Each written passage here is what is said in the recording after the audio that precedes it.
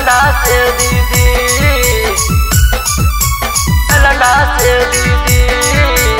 Viral films मघई अभयराज की प्रस्तुति।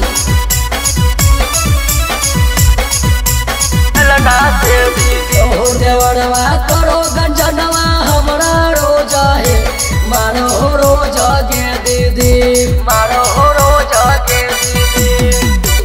ओ देवरवा करो गंजनवा हमरा रोजा है, मारो रोजा के दीदी।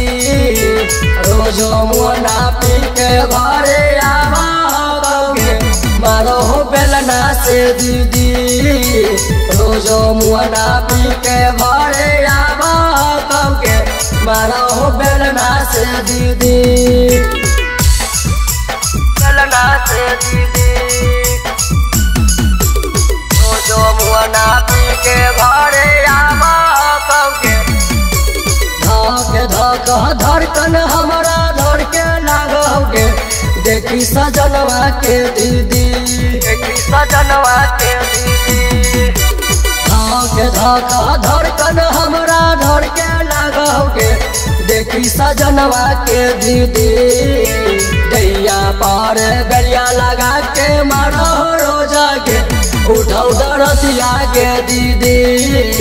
दैया पार गरिया लगा के मारो रोजा के, उठाओ दरदिया के दीदी, दरदिया के दीदी। दैया पार गरिया लगा के मारो रोजा के, उठाओ दरदिया के दीदी,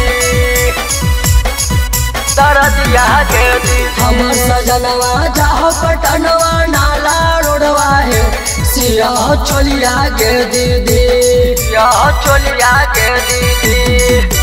हमर सजनवा जाओ पटनवा नाला रोडवा है, सिया चोलिया के दीदी। रोजो मुना पी के घरे आवा गौगे, मारो धोलिया पर दीदी। रोजो मुना पी के घरे आवा गौगे, मारो धोलिया पर दीदी। Nitin recording studio Patna.